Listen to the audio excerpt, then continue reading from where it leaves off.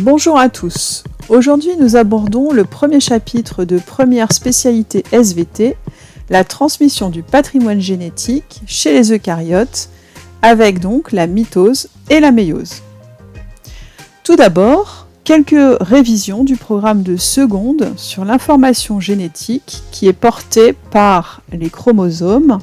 Et vous n'avez pas oublié que les chromosomes sont des ensembles permanents de la cellule qui sont constitués d'ADN et qui portent l'information génétique.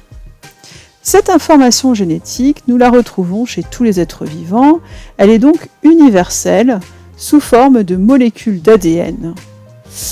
Qu'on soit un homme, une bactérie ou même une espèce végétale comme le pain, elle est toujours constituée de 4 nucléotides différents, adénine, A, thymine, T, cytosine, C et guanine, G.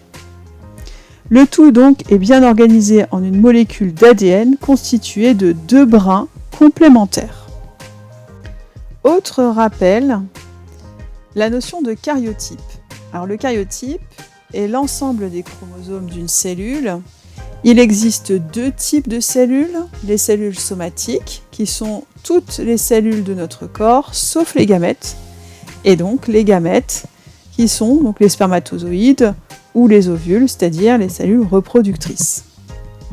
Pour revenir sur les karyotypes, et si on se concentre uniquement sur les cellules humaines, on va trouver 46 chromosomes dans les cellules somatiques, toutes les cellules de notre corps, et elles sont rangées par paire, soit 23 paires.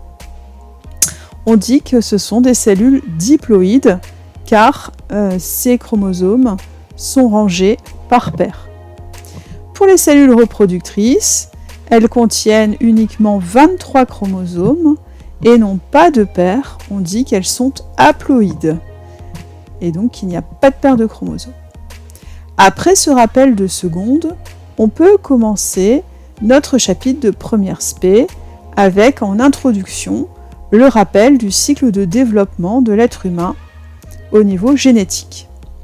Tout d'abord, si on démarre par le haut du schéma, vous voyez qu'il y a 2 cellules reproductrices ou gamètes avec chacune 23 chromosomes qui vont entrer en fécondation pour former une cellule œuf à 2n égale 46, c'est-à-dire une cellule diploïde avec des paires de chromosomes et 46 au total.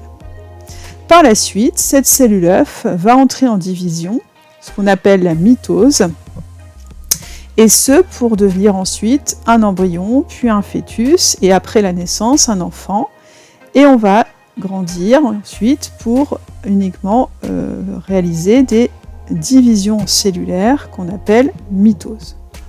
À partir de la puberté, vous savez qu'un homme et une femme vont pouvoir produire des cellules reproductrices par une division particulière qu'on appelle la méiose, et ainsi de suite, le cycle reprend.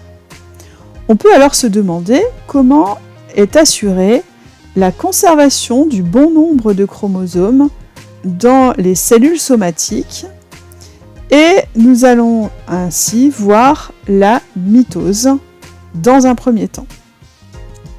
Si vous regardez le cycle cellulaire, vous allez voir que la cellule peut, au cours de ce cycle cellulaire, se développer puis se diviser. Ce cycle cellulaire comprend plusieurs phases. Les 2 premières phases sont l'interphase et la mitose. Dans l'interphase, il y a 3 parties, G1, S et G2. Lors de la phase S, les chromosomes sont dupliqués et passent donc de une chromatide en phase G1 à 2 chromatides, c'est-à-dire des chromosomes doubles en phase G2. Nous allons détailler par la suite la mitose, notée M sur ce graphique.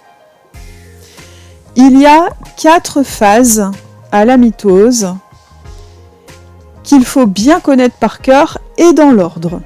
Alors premièrement, la prophase. Lors de la prophase, il y a condensation des molécules d'ADN sous forme de chromosomes doubles à 2 chromatides. Deuxièmement, la métaphase, où les chromosomes s'alignent sur le plan équatorial de la cellule et ils sont toujours doubles. Troisième partie, l'anaphase, qui correspond à la cassure du centromère des chromosomes et migration de chaque chromatide, de chaque chromosome, au pôle opposé de la cellule, c'est-à-dire que les chromosomes doubles en fait se coupent en deux et chaque moitié, chaque chromatide, part d'un côté et de l'autre de la cellule. Quatrième et dernière phase, la télophase, qui est la séparation de la cellule mère en deux cellules filles, avec chacune le même programme génétique, et la décondensation du programme génétique.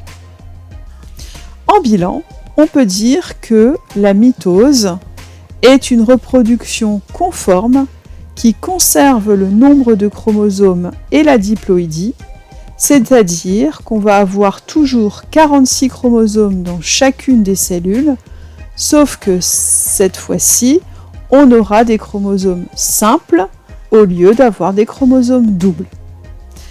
Avec une formule chromosomique, on peut dire qu'une cellule a 2 N chromosomes, avec des paires de chromosomes, a 2 chromatides, c'est-à-dire doubles, va permettre de donner 2 cellules à 2 N chromosomes, des paires, mais à une chromatide, donc chromosome simple.